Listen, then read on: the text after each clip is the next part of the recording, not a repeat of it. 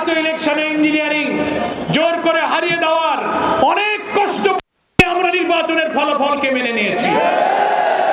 কেন? আমরা দেশ পরিচালনায় জনগণের আকাঙ্ক্ষাকে পূরণ করতে চাই। জনগণকে আমরা সাথে থাকতে বলবো।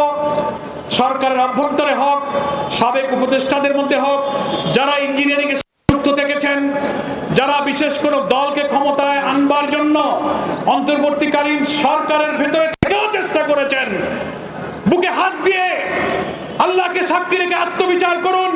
আপনি বিবেকের দংশনে নিশ্চয়ই দংশিত হবেন। ওই সময় আপনি চেষ্টা করেছেন বলেই তার পুরস্কার হিসেবে আজকে আপনি পররাষ্ট্রমন্ত্রীর পদটা পেয়েছেন। বাংলাদেশের non political government, interim government যারা ইতিপূর্বে ছিলেন, এই প্রথা আমাদের কখনো ছিল না।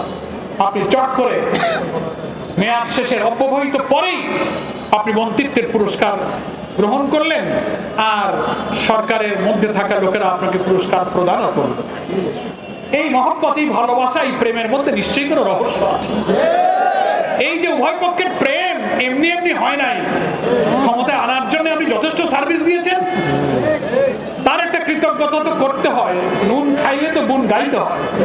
তাই আপনাকে এই পররাষ্ট্রমন্ত্রীর পদটা উপহার দেওয়া হয়েছে।